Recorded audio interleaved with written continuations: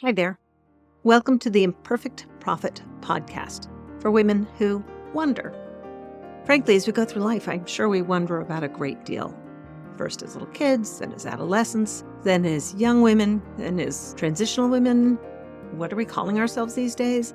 And then you get to this point in life, or my point in life, when you're postmenopausal and wondering what's next. Wondering if the parade already passed you by. Join me, Wonder Wendy. I'm going to be your host as we talk about some of these unique challenges that face women today in a new millennium, going through menopause and trying to live a rich, full life. There might even be a few men and younger women that want to listen in too. That's okay. But there's a roller coaster and we're all on it. And I'm going to be your guide to help you figure out when you should close your eyes, when you should hang on, and maybe we'll explore some ideas for what works for you if it doesn't work for me, or vice versa. So join the conversation, pick up your favorite beverage, and we'll talk to you soon. Welcome to The Imperfect Prophet. Hey there. Welcome back to The Imperfect Prophet. I've got my beverage and I'm settled into my chair, and I am ready to sit down with you. Yes, I'm current on Bridgerton, but no spoilers. We're not going to talk about that today. Today, we're going to talk about signs. Now, I'm an 80s girl, and I will happily groove to anything by Prince, including Sign o' the Times. So let's talk about signs. Not the kind of signs that were written out by somebody else, but the ones that are picked up by your five senses. Signs that you might miss if you're distracted and stressed. Not billboards, not astrology charts, not the flashing neon that demands your attention. The quiet kind. The kind you feel before you understand them. The kind that stirs something in your body before your brain can organize it at all. Now, when I was growing up, our house sat very close to Edmonds Middle School. Close enough that if the wind was right, you could hear recess drifting through the trees. Maybe the bounce of a basketball, the distant echo of youth shouting across the pavement. That school had a large parking lot, and that was really quite close to our house. And marching bands would gather there. They'd line up in sections, practice the turns, adjust their spacing, wait for their cue before stepping out onto the streets of Burlington. And when I was little, and I heard the rattle of those drums reaching our house, I knew it was going to be a parade. I was a child. I wasn't reading the newspaper. I wasn't tracking the civic calendar, and I certainly didn't know if it was Memorial Day or the 4th of July. I just knew this. If I heard the drums, something exciting was about to happen. The low, steady cadence would shake the windows.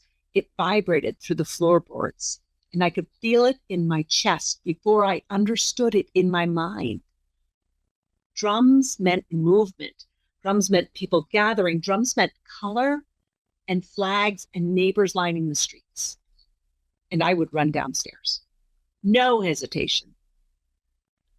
Screaming through the house to make sure that everyone else had heard, and they would get me to that parade. My heart was pounding with anticipation. I still love a parade today. I didn't need confirmation. I didn't need the details. I didn't need the route map. I heard the drums, and I knew they were going to be going down Main Street and turning up Church Street. That's what children do.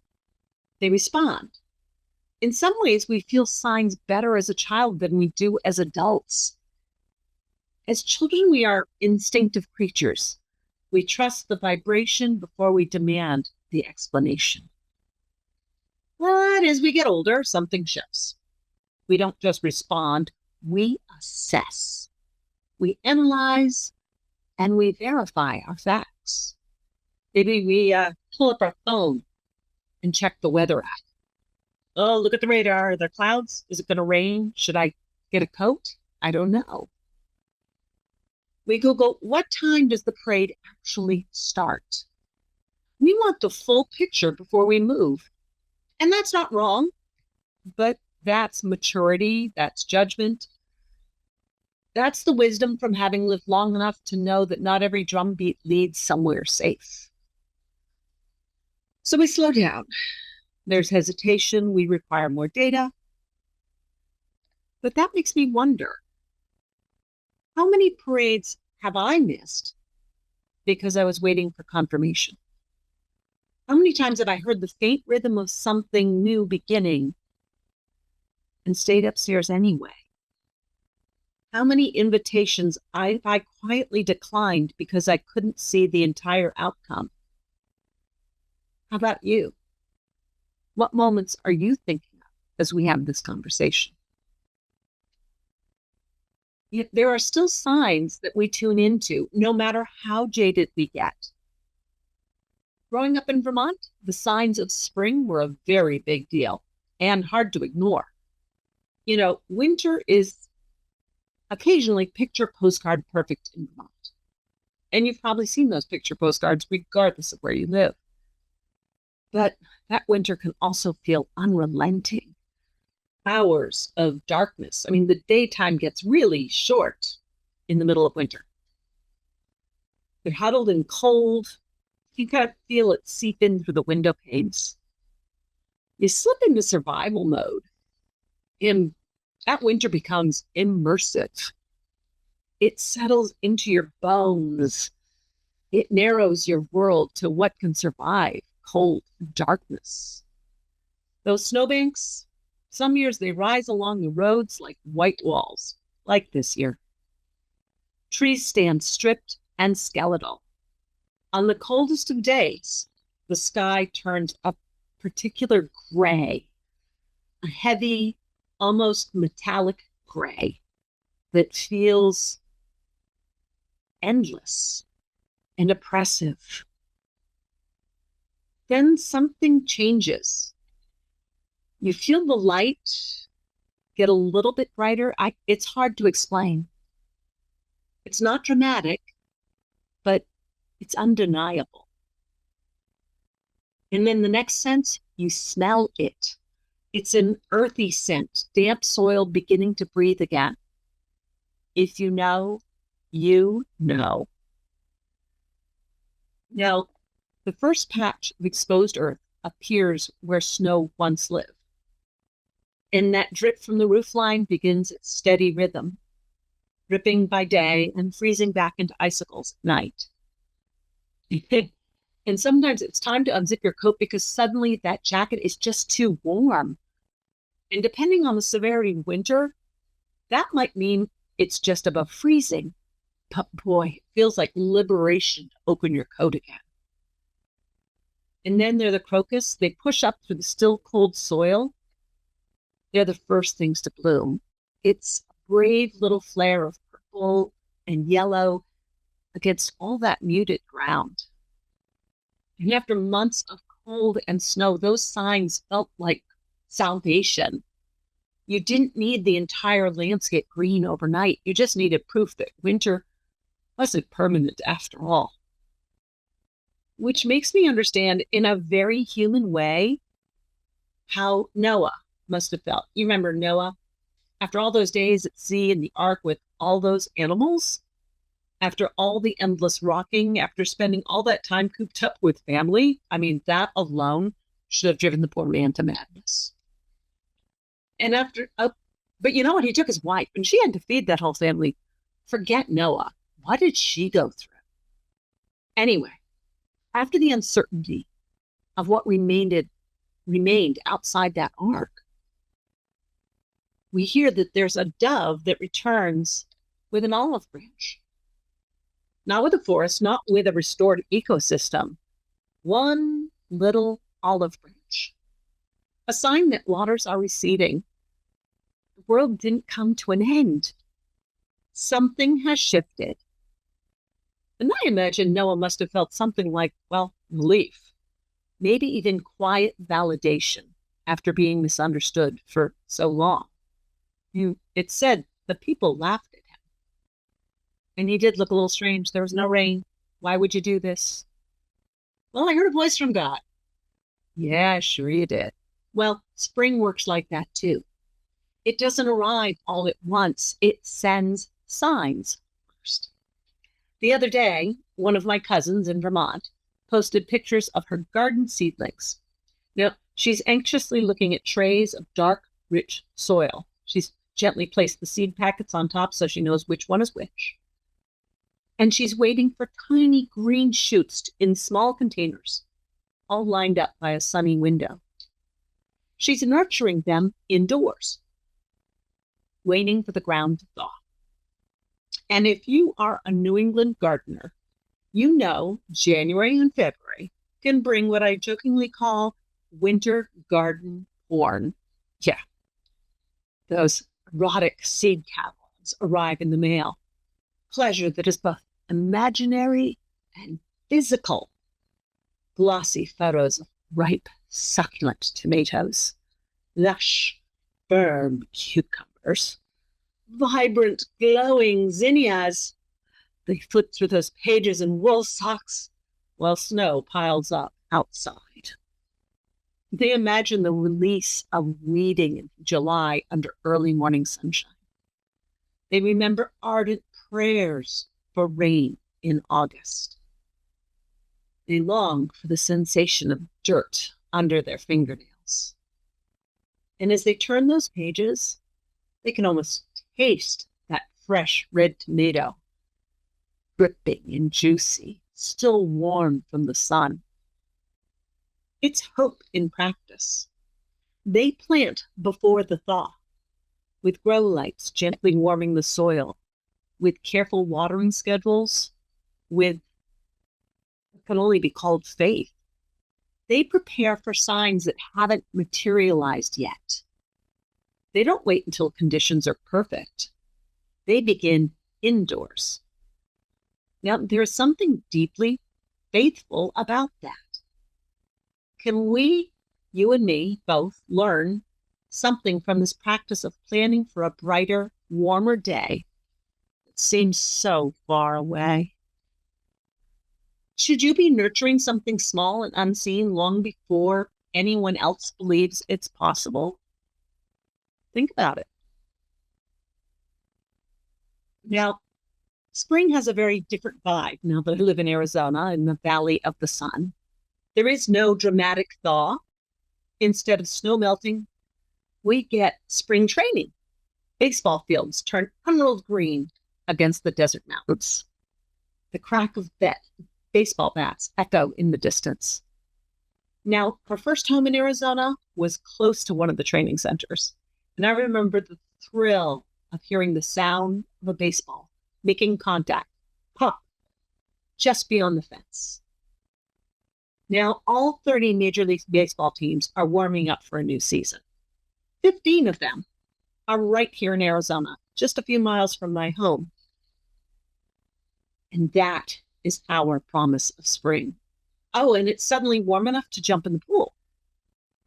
And while we don't really have winter the way Vermont does, or anybody else in the northern climes, or even northern Arizona, the nights from November to February drop the pool temperature enough to make me hesitate to jump in there, put my hand in and go, whoa, not now.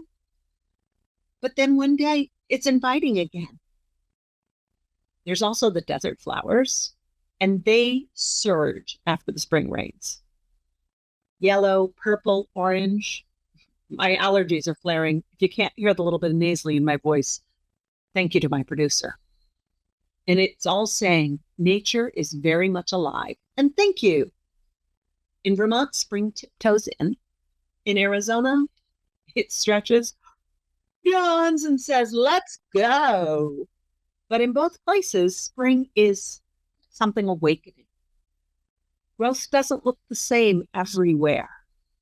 In our own lives, we can easily miss signs if they aren't familiar.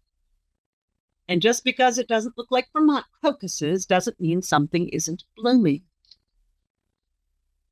And here's where I want to come back to Prince. You knew I would eventually. Sign of the Times. That song, that album was about paying attention. It was a crazy time in our history. And he wanted us to read about what was happening culturally, the headlines, the shifts. reality is shaping my generation. Yeah, there were some weird times back then. Remember that. And if we're honest, when we look at the world right now, there are plenty of loud signs: conflict, division, war. The other day, I had the morning news show on, and I had to turn it off because I just couldn't hear anything more about war before finishing my first cup of coffee. Economic instability, political tension. The media makes sure that those signs reach us. They are amplified, repeated, broadcast into our living rooms, in our social media feeds, and into our nervous systems. And those realities are not imaginary. They are so real. But I want to ask a larger question. Are those the only signs? Or are they simply the loudest ones? Because while we are being handed signs of fracture and fear, spring is quietly happening just outside your door. Children are being born, communities are being rebuilt after fire, flood, and storms and strife. Your neighbors are planting gardens, whether it's indoors or outdoors. There are volunteers, even as we speak, stocking food shelves. And somewhere there are artists creating beauty every hour of every day. So the baseball fields are green again. Crocuses are pushing up through the frozen ground. Even if you haven't seen them yet, they're there waiting. What if the sign of the times is not only what is breaking, but what is becoming? Spring does not deny winter. It answers it. It doesn't argue with the cold. It simply keeps growing. And if there is one thing I want all of us to take from this episode, it is this. If we only train our eyes on what is decaying, we will miss what is germinating, like those seeds in my cousin's indoor garden. If we only listen to the loudest drums, we will miss the quieter rhythms of goodness. And as women who wonder, or people who wonder if you happen to not be a woman, as bucket listers committed to planning to live, we have a responsibility to read the full landscape of signs. Yes, sometimes you have to turn off the news, but make sure you know what's happening after you've had your coffee or whatever beverage gets you going in the morning. Then take time to notice where life is insisting on itself, to amplify goodness, to nurture what is trying to grow. Because hope is not naive. Hope is participatory, and it needs you and it needs me. It requires your attention. Spring is not passive, it is persistent. And that's why it always comes. Now, maybe you can't hear the drums of excitement right now. Maybe what you're feeling instead is just a subtle nudge, a conversation you can't stop thinking about, an idea that keeps tapping you on your shoulder, a restlessness that won't quite go away. Maybe there's a grief or an anger that is finally softening. Maybe you have a dream that you only whisper about. Maybe you are nurturing something indoors, waiting for the ground to thaw. Now, if you've been through a flood, metaphorical or literal, keep scanning the horizon for that olive branch. Signs don't mean everything is resolved. They mean movement has started. And sometimes movement is enough. Now, what if that sign isn't outside of you at all? What if the stirring inside of you is the sign?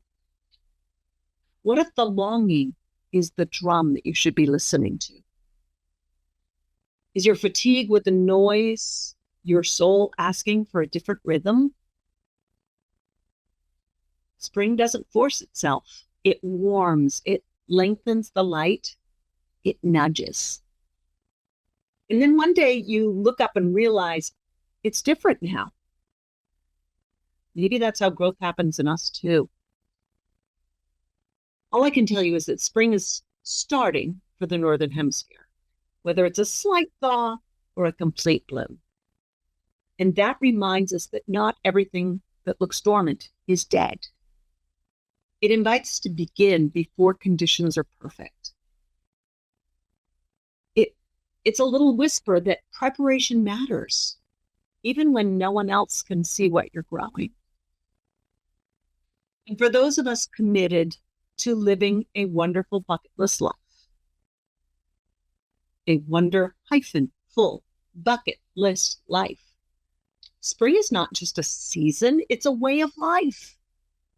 A refusal to let winter have the final word, an act of defiance against despair. Spring is the invitation, not to wait, but to respond, to be prepared. So this week, I encourage you to practice noticing. Notice where you are being invited forward. Notice where you are softening instead of hardening. Notice what you're curious about. What feels warmer? What feels possible? And maybe most of all, notice what you already know, even before you have the evidence. Because once upon a time, you were a child who heard drums and ran downstairs. And that instinct, it's still in you. It didn't disappear. It just got a little quieter. And maybe this week your work is, well, simply to listen. Oh, and before we close, I want to ask you to do something I forgot to do last week. If this episode stirred something in you, if it helped you with recognizing your own signs of spring, if it gave you hope, would you share it with someone else? Text it to a friend, forward it to your sister or your aunt, post it in your circle. We grow wonder by passing it on. And you never know who might be waiting for a different sign of the times. Thank you for wondering with me. Thank you for being here. Have a wonderful week. And when you hear the rhythm of something new beginning, I tried to pick up my teacup and I lost my words. Don't wait for all the details. Don't wait for permission. Go ahead and run downstairs. We'll talk to you next week. Like what you heard here today? Then we should be friends. I suggest you join my Facebook group. It's a good way to connect. We can have a conversation. Ask me questions, whatever you want to do. It is called the Wonderful Bucket List Life. That's wonder-full bucket list life. Be a bucket lister and join me on this adventure. Or you can go to my webpage, which is Wonder Wendy and Friends. Join the mailing list, learn about the book I wrote, adventures that are coming up in the future, and other podcasts. I look forward to talking to you soon, and stay hydrated. Have a great day.